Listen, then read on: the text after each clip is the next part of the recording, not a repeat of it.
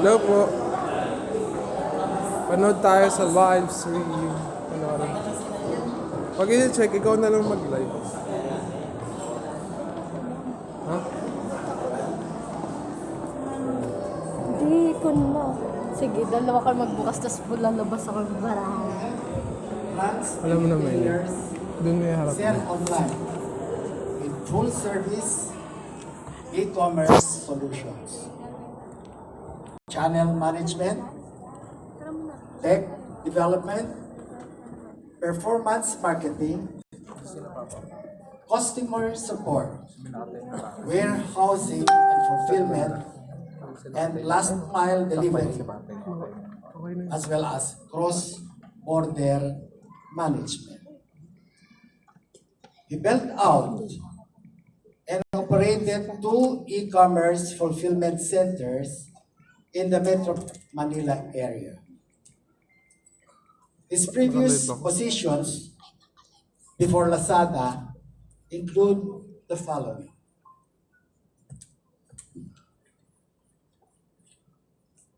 project manager of Science Enterprises Incorporated. He implemented technical, customer, and back office support programs for Emerson Electric Company, resulting in cost reduction for 20 Emerson divisions and improvement in customer service satisfaction. He collaborated with client senior managers and site's internal departments in project definition, in structuring of service level agreements, in integration of best practices, recruitment, and Dapat molding pinagbablog yung coaches. patalikod. Hindi naman tayo taga-record nila. In Amazon in Washington, USA, he served as the senior vendor manager, product manager, and worked in the following categories: movies, Wala yun. books, electronics, Wala tuloy digital mga storage, and Kindle.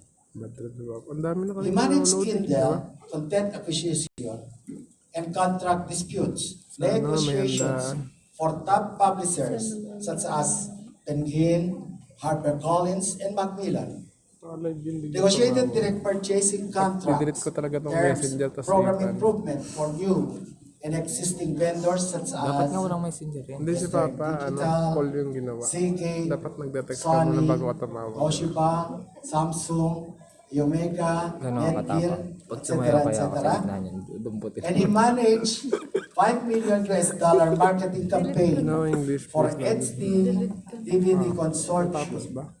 of customer service in Southeast Asia, Ito kasi may and head of customer service, content and production of Lazada Philippines. Hindi, titi. Sige.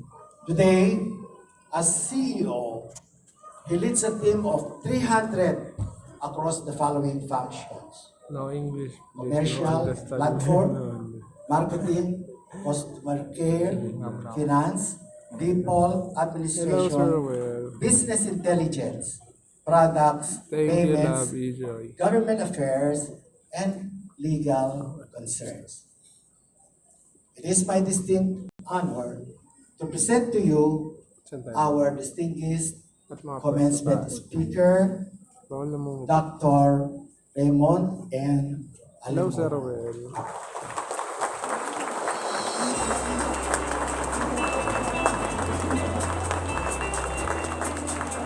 Sumama ka pa dito. Ano ka man yan? Punta ka.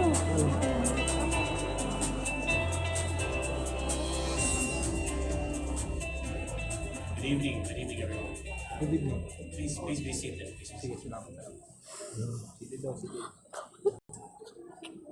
Board of Regent Chair A.P. Bartolome, OIC President Juan Hindi ka Grillo, maingay mo.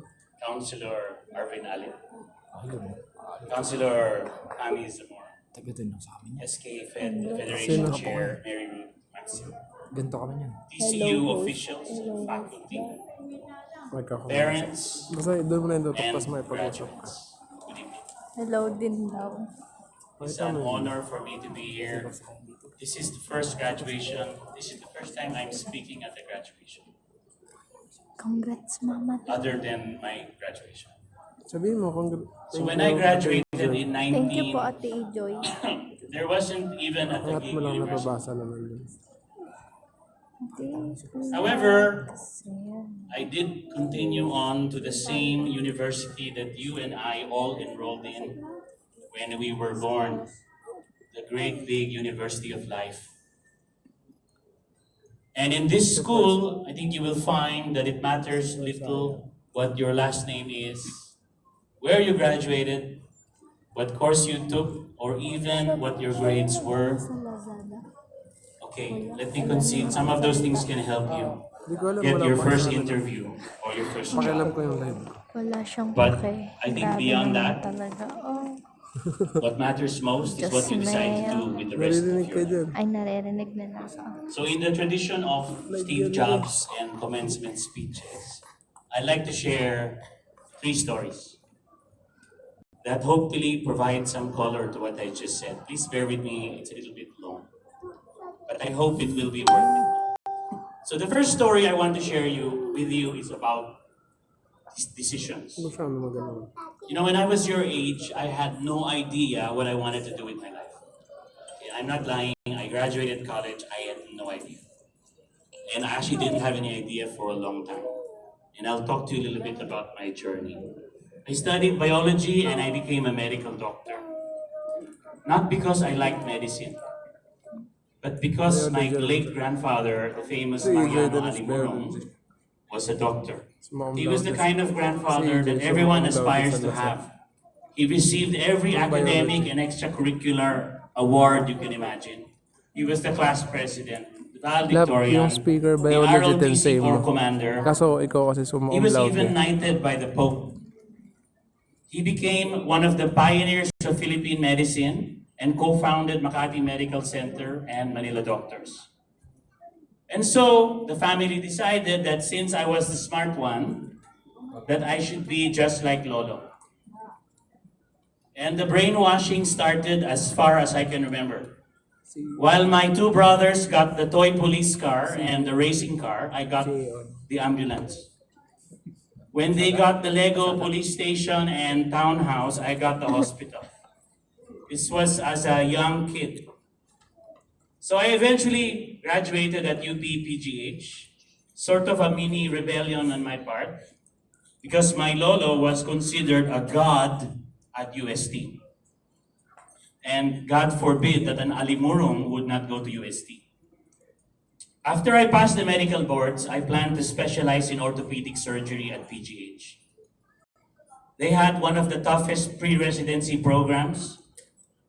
They took in 10 candidates, and then at the end of 4 weeks, only half would be selected into the full year program. So we had 1 month to prove to everyone why we were better than the guy beside us. Can you imagine? You have 1 month to prove that you're better than the other guys. So of course, we worked like crazy and we slept on average of 2 to 3 hours a night. But I was in the middle of assisting a 9-hour hip pinning surgery where you're trying to pin the hip bone to the leg bone. 9 hours, and I had one of these so-called dark nights of the soul, where you experience a spiritual desolation and you question everything in your entire life. The surgery started at 6 a.m. and by 3 p.m. we were still in there, standing up, and I hadn't had breakfast or lunch. It's really going to make you question what you are doing. And I recalled what the famous orthopedic surgeon, Dr. Tony Rivera, once told me. He said, learning to be an orthopedic surgeon is like learning to be a carpenter. Except it takes 13 years to be this kind of carpenter. So I told myself, boy, I could really get good at this. But I would probably have to endure another 100 more of these 9-hour surgeries. Do I really want to do that? I sought advice from my best friend at PGH, who is now a plastic surgeon, and he's also a fellow artist and poet. And he liked to ask himself existential questions, such as the meaning of life. And I can never forget what he told me. He said, Ray, if you are not passionate about what you are doing, you will not go the extra mile. And if you will not go the extra mile, you will be mediocre. You will be ordinary. At around this time, someone advised me to read a book entitled What Color is Your Parachute? Which apparently is the best-selling job search book for the last 45 years. And in that book, the author says, and I'm going to paraphrase, the author says, there comes a point in your life where you still don't know what you want to do with your life. But you are sure it is not the thing you are doing. He said, at that point, you need to move. And so I did. In your life, you will be faced with many choices. Who to date, who to make friends with, which hobby or sport to pursue, which job to take. But most of the decisions are not going to be that significant. But there will come a crossroads in your life where you will look back at that moment and you will see your life divided into two. Everything that happened before that decision and everything after. At that time, leaving medicine was the single most significant decision in my life.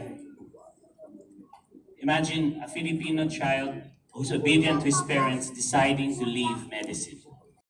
I had finally decided I was done living up to the life that others expected of me, that I was finally going to take charge of the rest of my life.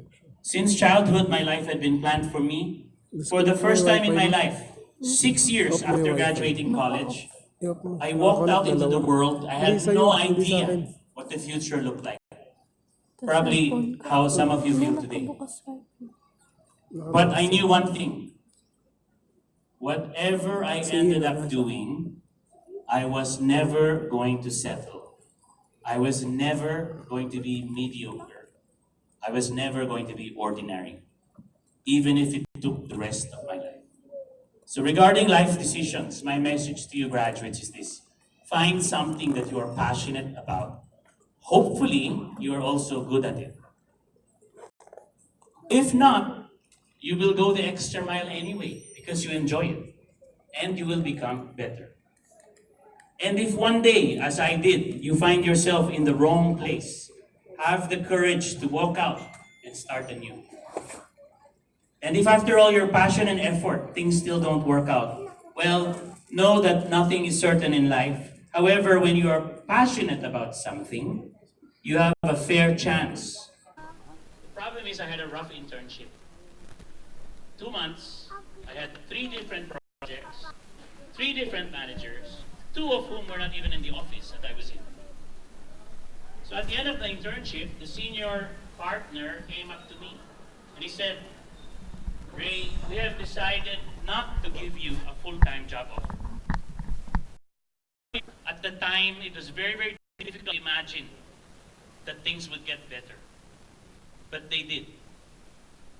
During the second year of business school, unlike my 4 co-interns, and many others already accepted full-time job offers, and they were just busy partying, I was again in the interview circuit, trying to get another job. So I finally got an offer from a medical strategy, also in the second round interview with 2 medical device companies,